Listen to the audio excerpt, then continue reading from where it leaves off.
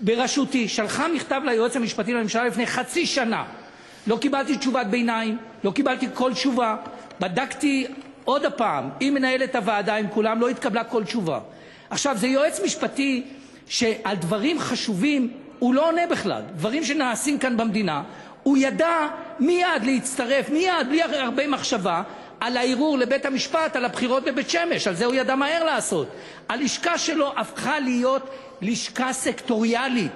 אני יכול להעביר לך, ואת יודעת במשפטים יותר טוב ממני, את המכתבים שלי, את המכתב הראשון, השני והשלישי, בתגובה לעורך דין חנן ארליך והכל היועץ המשפטי לממשלה, שמעידים על חוסר שוויוניות, שגם אדם שבוגר בית ספר יסודי יכול להבין שיש פה דבר שהוא נורא ואיום. גפני, זה לא נאום, מה השאלה? כן.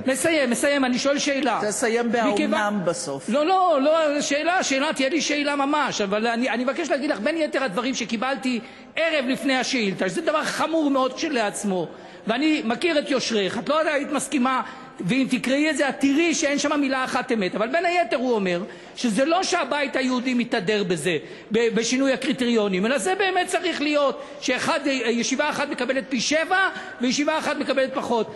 הבאתי ליועץ המשפטי לממשלה את הפרסומים של הבית היהודי, שהם מתהדרים בשינוי הקריטריונים, הודעות שיש בעיתונות הדתית. אבל מה השאלה? אני הולך לשאול, אדוני היושב-ראש.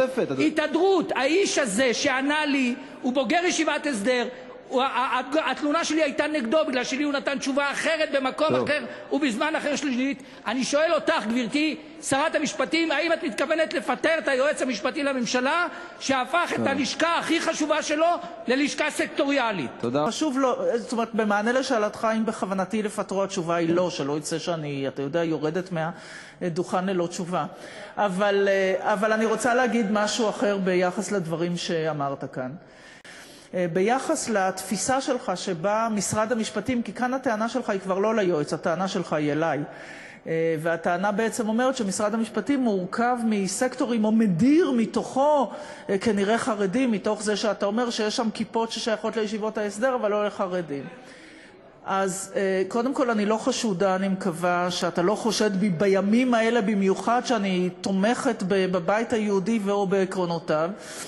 אני אף זו שחושבת שבמה שקרוי שוויון בנטל אין שוויון בכלל בכל הנוגע לישיבות ההסדר, אלא יש הבחנה לטובתם לצערי הרב. אבל אני יכולה לומר לך, דווקא חשבתי תוך כדי שדיברת על כנס חילופי מנכ"לים שעשינו אתמול במשרד המשפטים, ובו מטבע הדברים כולם נואמים, גם השרה הממונה וגם המנכ"לית הנכנסת, והיה דבר אחד שחזר, גם בדבריי אבל בעיקר בדבריה, הרעיון שבו משרד המשפטים שאמון על שוויון הוא גם זה שאמור ליישם את זה בבית.